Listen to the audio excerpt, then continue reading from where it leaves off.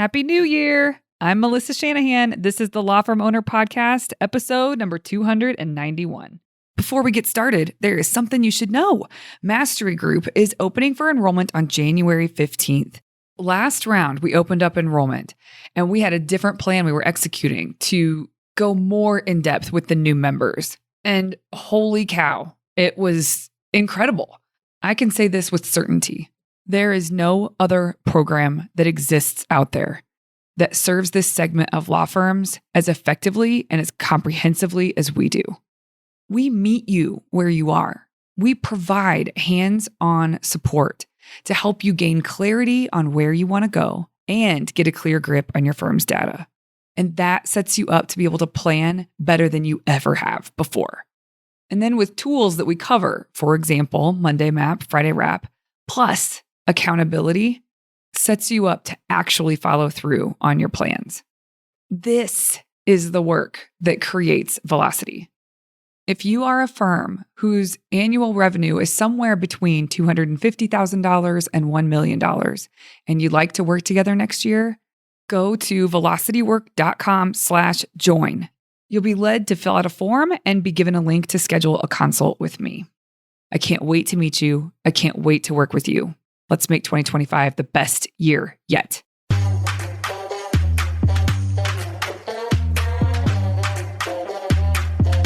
Welcome to the Law Firm Owner Podcast, powered by Velocity Work, for owners who want to grow a firm that gives them the life they want. Get crystal clear on where you're going, take planning seriously, and honor your plan like a pro. This is the work that creates velocity.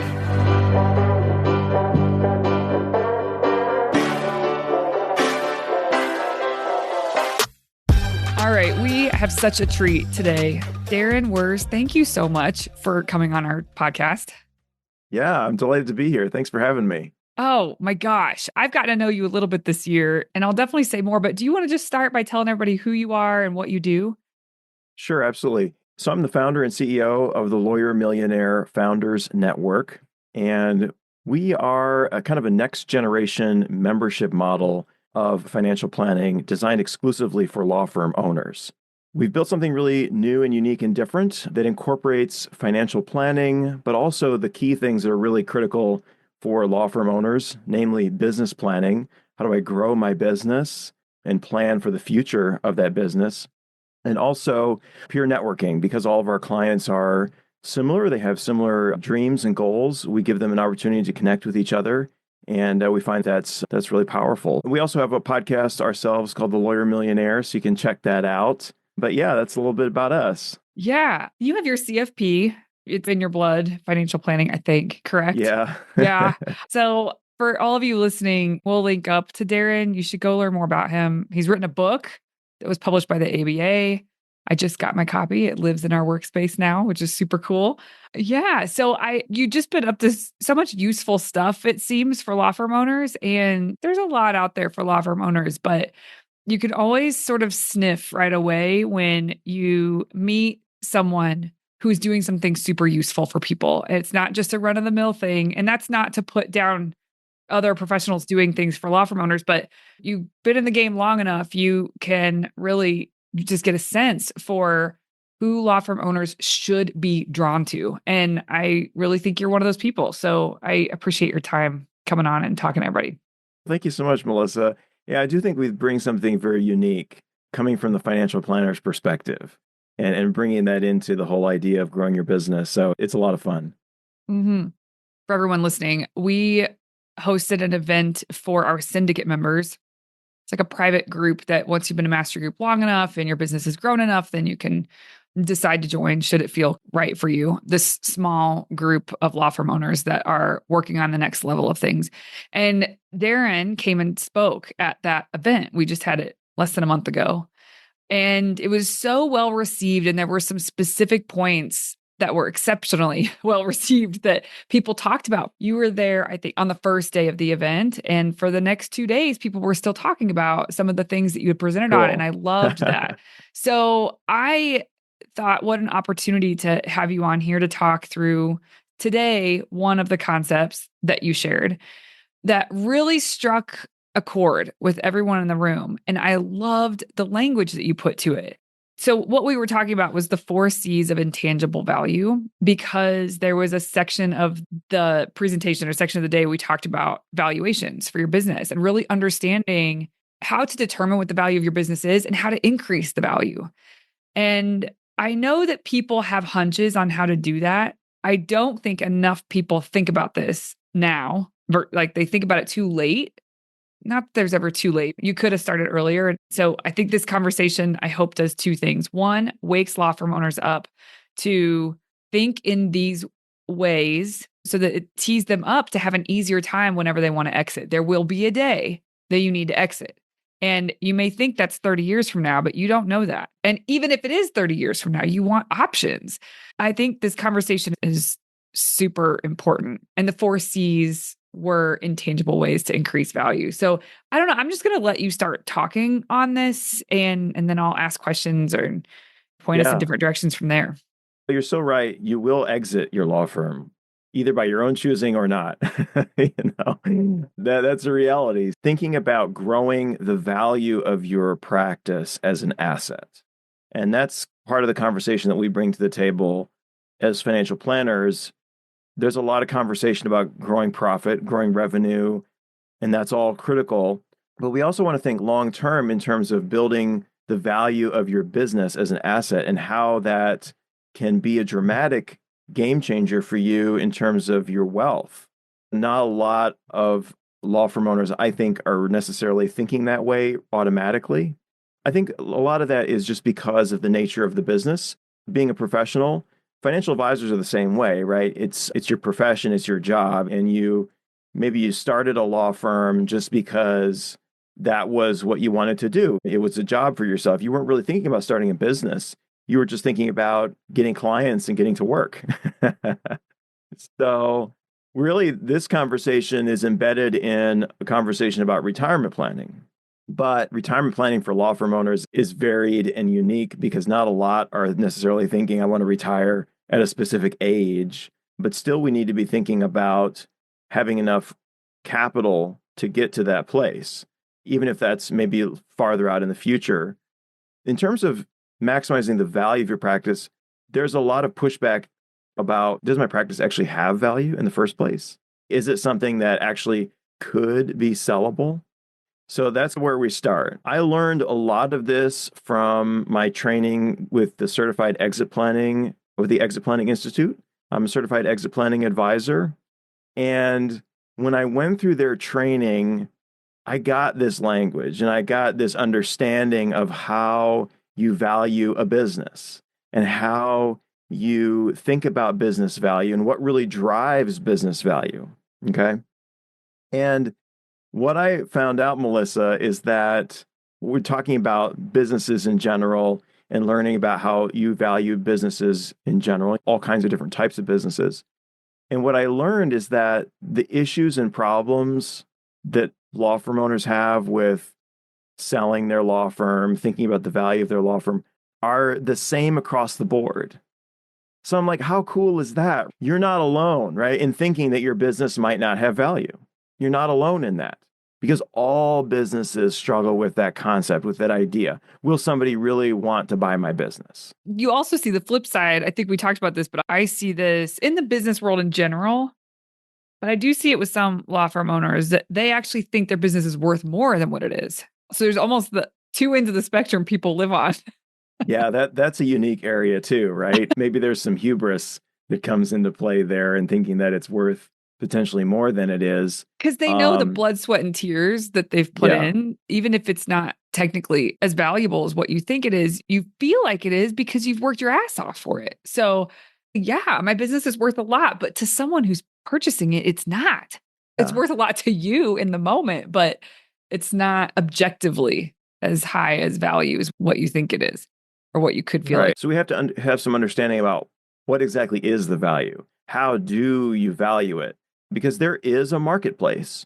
There is a marketplace of businesses being bought and sold, professional services businesses and law firms. And we can go to that marketplace and we can use a very simple mathematic formula to ascertain or estimate the value of a business.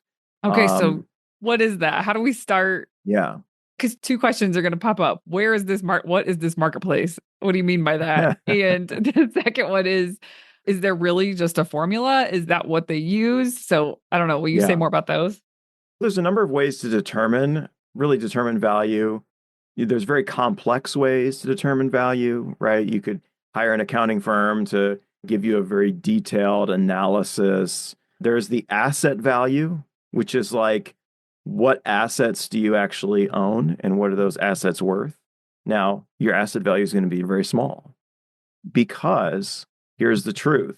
85% of your business, of your law firm, is intangible. 85% of its value is intangible.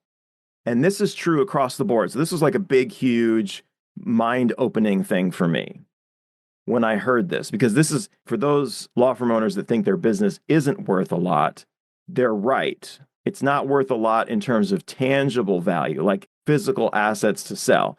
But when you actually think about it, let's think about, okay, law firms are small businesses. Let's think about big businesses. And how are big businesses valued? The stock market is the easiest place to go to think about valuation, right? And stocks are worth a lot more. Many stocks, no, not all stocks. Let's look at the big tech names like Apple, for instance. Okay. Apple is what, a $3 trillion company now, something like that. I don't know. It passed $1 trillion and then it passed $2 trillion, and I don't know who's keeping track. But anyway, why is it worth $3 trillion? Is it because they have $3 trillion worth of iPhones and plants and equipment and real estate? No. It's worth $3 trillion. The vast majority of that valuation is the intangible capital. It's the brand power, and it's the goodwill. It's the name that they've built for themselves. So when we think about stocks, there's a common way that investors value businesses. It's called the price to earnings ratio. The price to earnings ratio determines value. So there's two components of this. There's the earnings component, okay, which is the profit, the after expense profit, the net profit. In market terms, we call this EBITDA, earnings before interest, taxes, depreciation, and amortization. Okay, it's your net profit. That's a big piece of it. And then the other piece of it, how you go from earnings to value, is a multiple of that profit. So when we look at stocks, a stock might be trading at a certain stock price, a price per share. There are a certain number of shares. It might be 5 million, 10 million, however many shares there are. We can determine the overall value of a company trading in the stock market based on the share price and how many shares there are. And then we look at the actual profit, and we can see how does the price relate to the profit? How does the value that the stock market has assigned to this related to its actual profit? And that's called a multiple. So there's a multiple that the market assigns to a stock. Okay, so a company that is trading at a very high multiple, Amazon's a great example of this, okay? Let's think about Amazon. Amazon's multiple is somewhere in the 80s, I think. Okay. It might be higher now. So 80x on EBITDA. 80x on earnings, right? Yeah. It's trading at 80 times earnings. So this gives us a very simple way to compare companies. Yeah. Right? Because we can compare companies to each other. So this is why stock market analysts came up with the price to earnings ratio, or the P/E multiple, because it gave them a very simple apples to apples way to look at companies very quickly and determine, are they overvalued or are they undervalued? Now, Amazon, you could make arguments about whether or not you think that's too much or too little. By comparison, Microsoft is trading around 40, I think, 40 times earnings. Generally, stocks in the S&P 500 trade somewhere around 20 to 25 historically, 20 to 25 earnings. And we can look, another really cool sidebar here, cool way to look at the market in general and see if the market is overvalued or the market is undervalued. We can look at the average price to earnings multiple across the whole market. And we can see, like, historically, average P/E is too high, or are they too low? So that can play into it. That's super cool.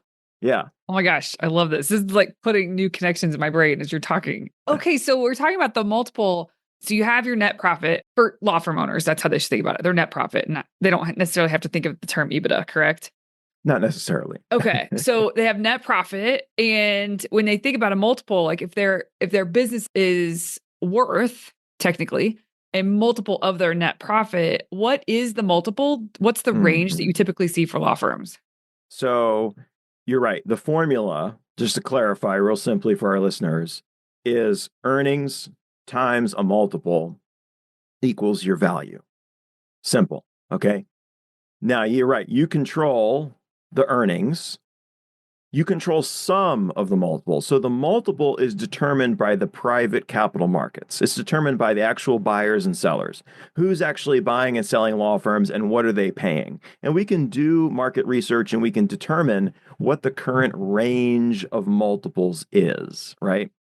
So for professional services firms, law firms, accounting firms, financial advisory firms, the multiple could be anywhere from 2 to 9.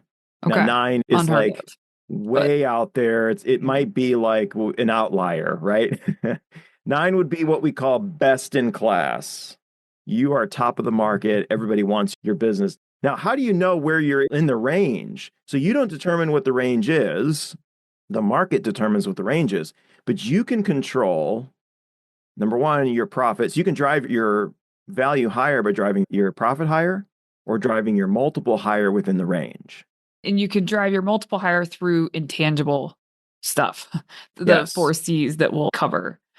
I was just thinking, like, if a law firm has $250,000 in profit, just to help people wrap their heads around this, then if they were a 3X, and who is this? I'm saying if that's where the man behind the curtain says you are 3X your multiple, what is the man behind the curtain? Is this just Right. like someone who values businesses or performs valuations on businesses? Who are those people? There are accounting firms that can give you like a detailed valuation. The truth is, though, and we can do a strategic valuation, which wouldn't be your valuation you're going to use to take to market. But the truth is, we don't know necessarily until you actually go to market. Because right? then you'll figure out what someone's willing to pay. Exactly. Yeah. But we can assess your business to help us understand. And we have a very lengthy assessment we can go through. And we can assess the strength of your intangible capitals, the 4 C's. We can assess how independent is your business from the ownership, right? How well is it structured? Do you have repeat customers that are locked into contracts? There are factors that we can look at to help us determine where you are in that range of multiples. And then that assessment also helps us determine where can we make improvements to drive the multiple higher. Yeah. Yeah. I guess to go back to the math, if your business profits 250,000, and some of you were like, mine does more than that. And some of you think, oh my God, how am I ever going to get there? But I'm just trying to form a reference here. So 250,000, let's say it's a 3X multiple. By analysis, that's what we think is possible. You'll see when you go to market, but then that would mean that $750,000 is what your business is technically worth. Is that correct? And it's a huge range, right? You can easily see how you can have a dramatic impact on your wealth, right? If you're at a 1X multiple because you have poor systems and so forth, let's say you have $1 million in profit and you're 1X, you have $1 million potential valuation. But if you could just improve that to 3, you could multiply your value by 3, right? That's exponential. By focusing on value, you can really drive potential wealth a lot higher. I love this conversation so much. I think this is why it matters. People are just running hard. They're so busy. They have a lot of clients or they're trying to get clients. So there's a hustle there. Any business you lift off the ground, I don't care who you are, what you're doing, there's a bit of a grind and a hustle to lifting it off the ground. And some people really never find their groove into feeling really organized and how to grow this business sustainably and how to get more freedom. So you hear a lot of conversation in the law firm owner space about more freedom, more time, more money, more And that's all true. And the things that you have to focus on in order to get those things are the very things that will increase the value of your business. It's not about you. It is about you. But I think there's a lot of short game conversation that happens in the law firm owner space. And though it's not untrue that those things are smart to focus on, I think the conversation should exist more often about the long game. Maybe it's because people feel like they're struggling so hard that the only thing they can hear is that they need more space and freedom from their business and money. And that's what lands. But the truth is, if you don't do these things, you will wish that you did at some point down the road. So I just think this conversation is so important and so needed. And I'll say one more thing, which you saw this. I would say the majority of people that work with velocity work are between the ages of 35 and 55. And that's the time where that's the sweet spot. It's the sweet spot. And this is where people they really should focus on this. So I just love that we're putting language to the things that matter, not just for your own freedom and time and increased margin of money and all of that, but you're setting yourself up to create real wealth down the line. Yeah. And the ironic thing is that by focusing on driving value in your business, you get all of those things. Yes, exactly. You get profit, you get more time, and you get it more sustainably. When you're focused so hard on profit or focused so hard on revenue, which revenue is the wrong place to focus because you can drive more revenue and actually have less profit. Your expenses will just, go up. That can happen, right? Yeah. When you focus on value, you're focused on making the profit sustainable, right? You're focused on building the machine. When you're focused so hard on revenue and profit, you're just focused on working harder. How much harder do I have to work? How many more hours do I need to put in? What new marketing systems do I need to spend money on?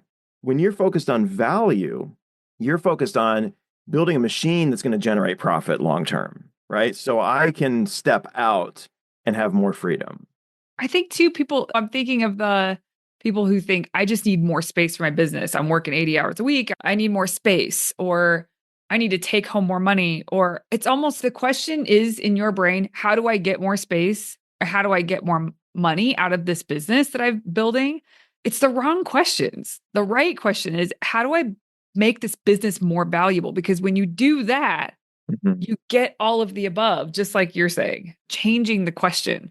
It's the classic difference of working in your business versus working on your business. But when we put it in these terms, it has so much more power to it. Let me just give you an example, right? Let's say you have new clients go through a process, right? You bring on a new client, you have a couple of series of meetings with those clients, but let's say you haven't really refined that process and it's a hot mess. If you sit down and you think through that process and you standardize that process and you create a template for that process and you save that in your Google Drive or wherever you keep your SOPs, and you communicate that and train that to communicate that to your team and train your team on that, you have just improved the value of your business. And you're going to be more profitable because you're going to be more efficient. And you've created a document, you've created a piece of intellectual property now that exists in your business and that's going to help you drive value and drive profit more sustainably over time. So it's things like that. And it really is the 4 C's, and we can break those down if you'd like. Yeah, I totally want to. I will also tell you a lesson that I learned that lines up really well with this. I was having a conversation. This was a chat with someone I really look up to from a business perspective. I don't know their net worth, but I'm sure it's 100 million plus. I have no idea. We were chatting back and forth. I was really burned out about a little over a year ago. I was so burnt, and I had been working hard on systems and all that. But as you get to this next level where you have to again, like refine and figure out how to get the intangibles good. I was just in a stressful state. I realized I felt trapped. This is my life. From now on, like I'm going to go through these cycles. And what if I just want to opt out at some point? It's not that I want to, but I just was afraid that I didn't have the option to. I didn't see my path. And I hadn't been thinking about the value of the business. I had been thinking about my space, my freedom. I know systems are required for that. And so I said at the time, and just for everybody listening, I'm not here now. If I was here now, I would not be sharing this. This is a scar, not a scab. I guess that's one way to say it. I said, I want to sell my business. I don't know how long that's going to take to get it ready, but that's what I want to focus on. And he said, I have to tell you, you could do that. You can absolutely do that. I can help offer up some guidance, but a good business to sell is a great business to run. And it made me realize if you can get the business that you own to a place that it really is ready to sell, like you're making sure that you're doing a really good job in terms of increasing your multiple as much as you can, increasing your bottom line as much as you can, everything is in line. That's no big deal to run. Not that there's no work involved. And I was like, oh, you're so right.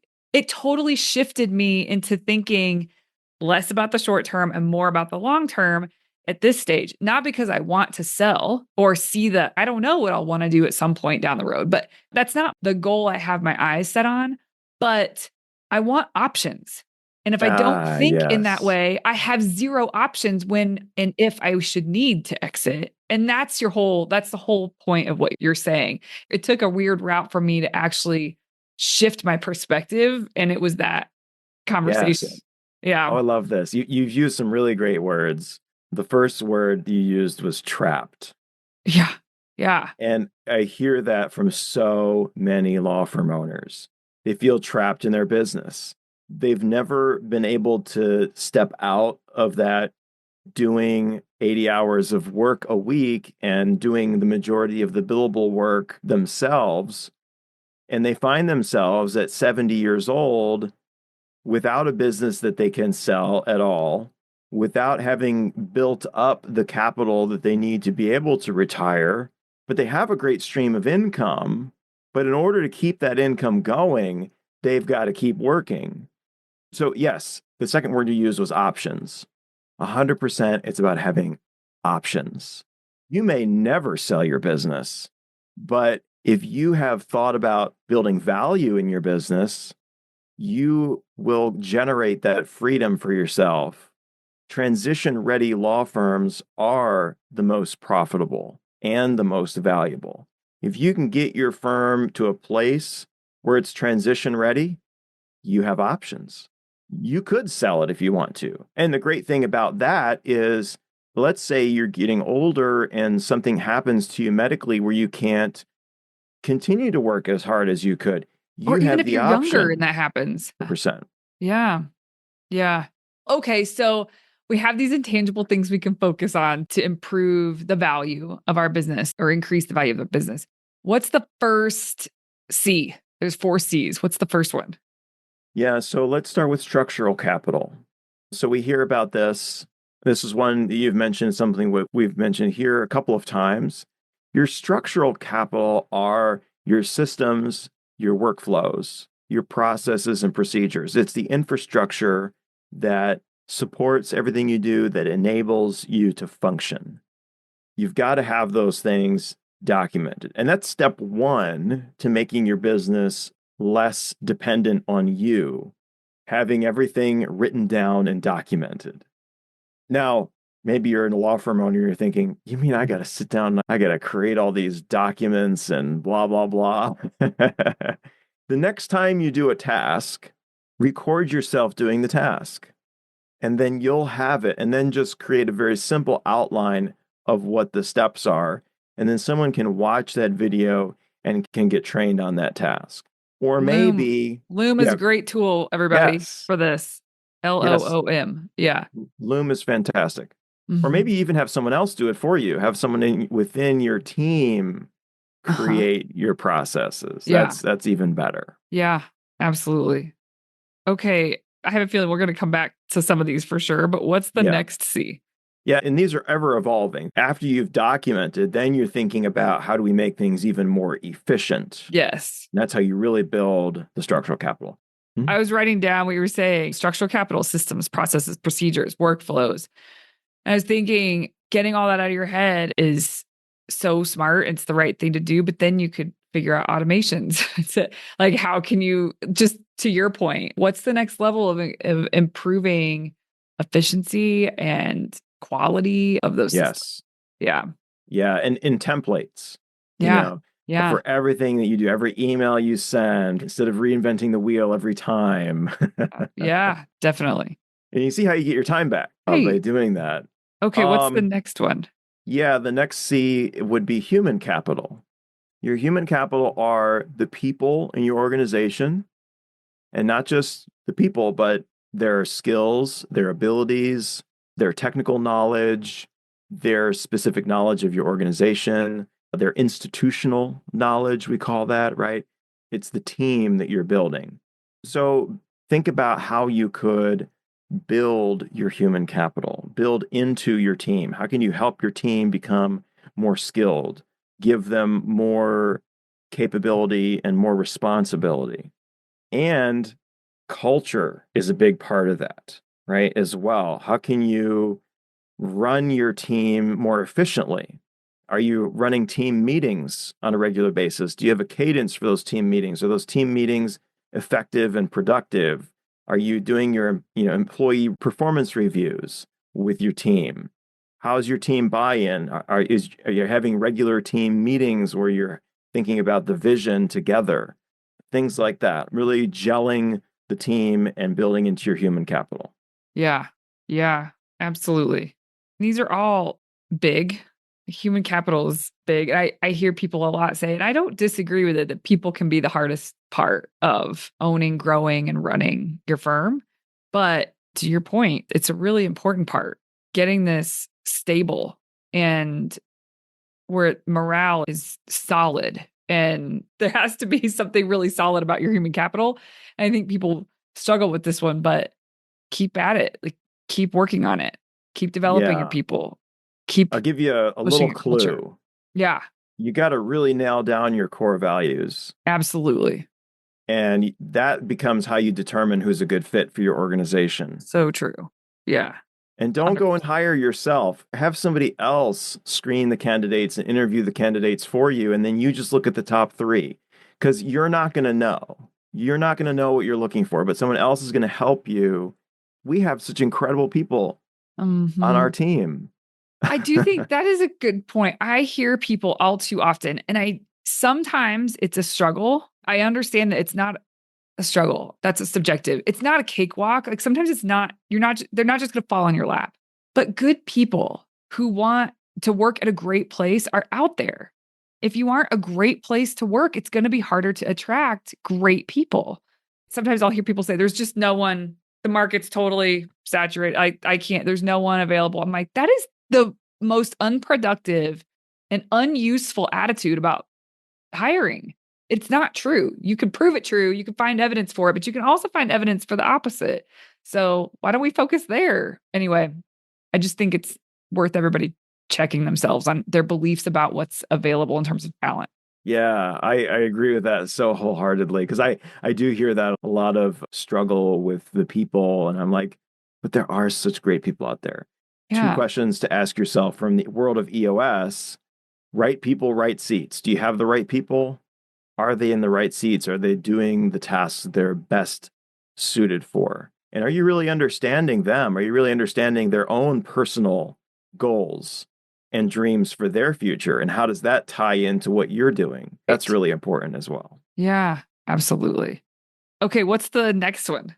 Okay, next, customer capital. So we got structural capital, human capital, customer capital. These are your relationships with your customers, your clients. Clearly, obviously, this is a big part of your capital. But don't just think of it, yeah, obviously, clients, those are important. Okay, now let's think, how do you improve your customer capital?